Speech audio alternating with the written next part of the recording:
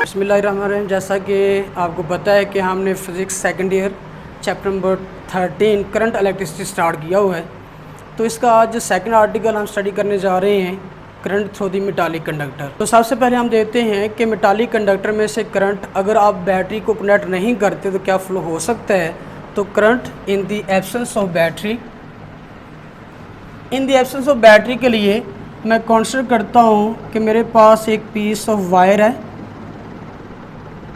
ये एक piece of wire है जिसका area of cross section A है।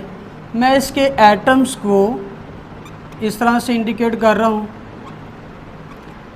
कंडक्टर है, मेटालिक कंडक्टर है तो सॉलिड फॉर्म में है, एटम क्लोजली पैक्ड होते हैं, लेकिन मैं इनको एक्सपेंड करने के लिए इनके दरमियान स्पेस ज़्यादा छोड़ रहा हूँ ताकि हम इसको इजीली एक्सपेंड कर सकें।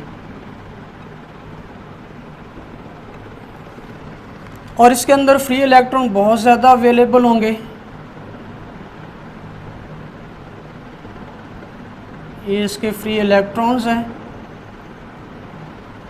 विच can move freely from one end of the material to another and.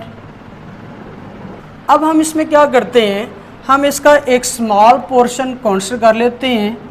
Let's say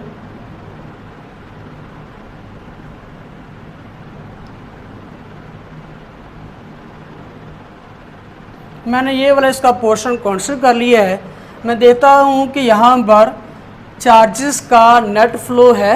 अगर तो चार्जेस का नेट फ्लो हुआ तो मतलब होगा कि यहाँ पर करंट फ्लो हो सकता है विदाउट बैटरी। अगर चार्जेस की वजह से यहाँ पर कोई नेट फ्लो नहीं है, चार कैरियर्स कोई नेट फ्लो नहीं करवा रहे, तो हम कहेंगे करंट एग्जिस्ट नहीं करता।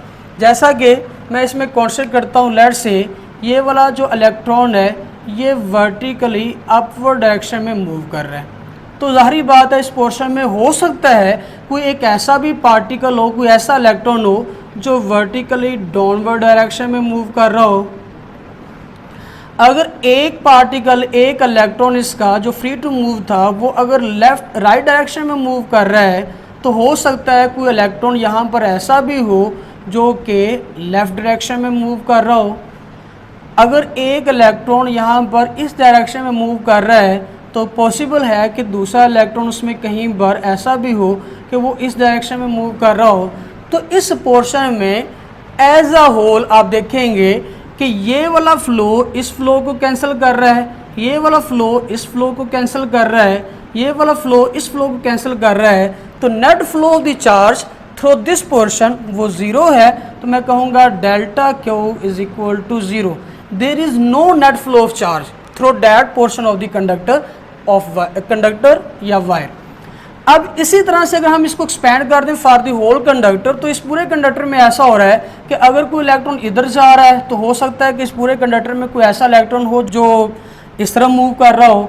अगर कोई वर्टिकली अप मूव कर रहा है तो हो सकता है कोई इलेक्ट्रॉन यहाँ पर हो जो वर्टिकली डाउनवर्ड डायरेक्शन में मूव कर रहा होगा। तो यहाँ से कोई नेट फ्लो नहीं हो रहा होगा, जिससे हम कह सकते हैं so current I is equal to delta Q over delta T. Net flow zero है, zero over delta T is equal to zero. इसमें से करंट फ्लो नहीं हो रहा in the absence of battery, जब आपने इसके बैटरी के साथ कनेक्ट नहीं किया होगा। अब अगर हम इसी कंडक्टर को बैटरी के साथ कनेक्ट कर देते हैं तो देखते हैं current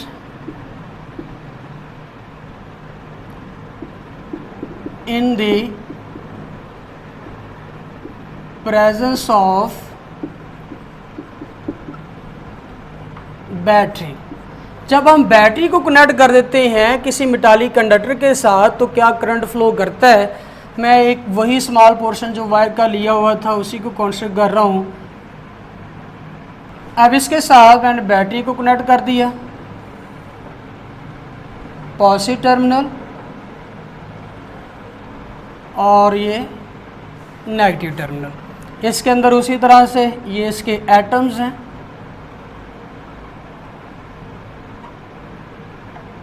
which are closely packed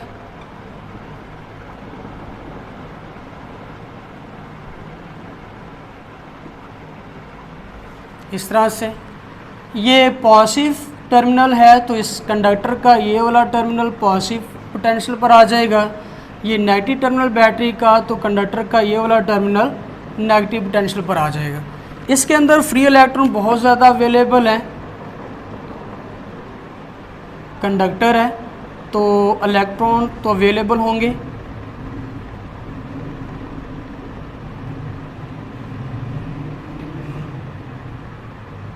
ये इसके फ्री इलेक्ट्रॉन्स हैं। इलेक्ट्रॉन के ऊपर नेगेटिव चार्ज है और ये वाला टर्मिनल बैटरी के नेगेटिव के साथ कनेक्ट होने की वजह से नेगेटिव पोटेंशियल पर है, तो नेगेटिव इन नेगेटिवली चार्ज पार्टिकल्स को इलेक्ट्रॉन्स को रिपेल करेगा। जब ये चार्ज मूव करना शुरू करता है तो इसकी जो स्पीड है वो बहुत ज़्यादा होती है, सेवरल 100 मीटर पर सेकंड हो सकती है। लेकिन जैसे ही ये एटम के साथ कोलाइड करता है ऑफ द मेटालिक कंडक्टर के एटम के साथ कोलाइड करने की वजह से इसकी स्पीड स्लो हो जाएगी। इसी तरह से ये तमाम के तमाम इलेक्ट्रॉन जो है वो मूव करते हुए क्या करेंगे, एटम के साथ कोलाइड करेंगे और कोलाइड करने के बाद क्या होगा, इनकी डायरेक्शन भी चेंज हो जाएगी और इनकी वेलोसिटी स्पीड भी चेंज हो जाएगी। लेकिन क्योंकि कंटिन्यूसली इसके ऊपर एक फोर्स ऑफ रिपल्शन और फोर्स ऑफ अट्रैक्शन ऐड कर रही है, तो ये इलेक्ट्रिक फील्ड के ऑपोजिट डायरेक्शन में, इलेक्ट्रिक फील्ड पॉजिटिव से नेगेटिव की तरफ प्रोड्यूस हो रही थी, इसकी डायरेक्शन ये थी। लेकिन आप देखेंगे कि ये electron opposite to electric field इस डायरेक्शन में from a point at low potential to a point at high potential ये मूव करना शुरू कर देंगे। लेकिन इनकी वेलोसिटी बहुत स्लो होगी, इनकी value of magnitude of velocity जिसको स्पीड कहते हैं वो बहुत कम होगी, जिससे ये नेगेटिव टर्मिनल से पॉजिटिव टर्मिनल की तरफ फ्लो कर रहे होंगे। और वो वेलोसिटी जिससे ये मूव कर रहे हैं, ड्रिफ्ट हो रही हैं, ड्रिफ्ट का लफ्ज़ मैं इसलिए इस्तेमाल कर रहा हूँ कि एटम्स क्लोजली पैक हैं, इनके दरमियान स्पेस बहुत कम है, इलेक्ट्रॉन्स एटम के साथ कोलाइड करते हैं, आगे मूव नहीं करना चाह रहे थे, लेकिन पीछे से फोर्स और रिपल्शन है, इस नेगेटिव पोटेंशियल की वजह से ये टर्मिनल नेगेटिव पोटेंशियल पर है और इस तरह से पॉजिटिव पोटेंशियल की वजह से फोर्स ऑफ अट्रैक्शन है। तो उन एम्प्टी स्पेसेस के दरमियान से इलेक्ट्रॉन को ये पॉजिटिव पोटेंशियल अपनी तरफ ड्रिफ्ट कर रहा होगा, खींच रहा होगा। तो जिस वेलोसिटी के साथ ये ड्रिफ्ट हो रहे हैं वो स्लो स्पीड होगी, स्लो वेलोसिटी होगी in a direction opposite to electric field, उसको हम कहते हैं ड्रिफ्ट वेलोसिटी। इसको हम डिफाइन कैसे कर सकते हैं, velocity acquired by the electron in a direction opposite to electric field when a potential difference is maintained across the end of the conductor। जब किसी कंडक्टर के क्रॉस आप पोटेंशियल डिफरेंस मेंटेन कर देते हैं, ये आपने बैटरी कनेक्ट कर दी है कंडक्टर के क्रॉस, तो ये इलेक्ट्रॉन क्या हो रहे होंगे, ड्रिफ्ट हो रहे होंगे from a point at low potential to a point at high potential through the metallic conductor. जिस वेलोसिटी से वो ड्रिफ्ट हो रहे हैं उस वेलोसिटी को हमने कहा drift velocity. It is approximately equal to 10⁻³ metre per second. ये बहुत कम वेलोसिटी है, जबकि बिफोर कोलिजन वेलोसिटी इससे कई गुना ज़्यादा हो सकती है, 100 टाइम्स ज़्यादा इससे हो सकती है, 1000 टाइम्स इससे ज़्यादा हो सकती है।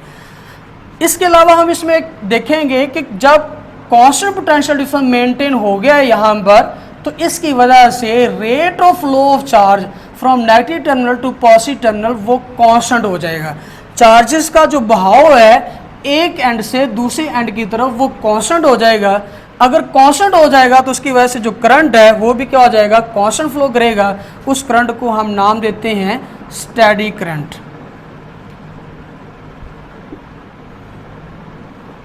स्टेडी करंट क्या होगा, a constant current flowing through the metallic conductor when constant potential difference is maintained या applied across the end of the conductor। जब आप एक constant potential difference किसी metallic conductor के end पर provide कर देते हैं तो उस constant potential difference की वजह से एक constant current flow करना शुरू कर देता है सर्किट में।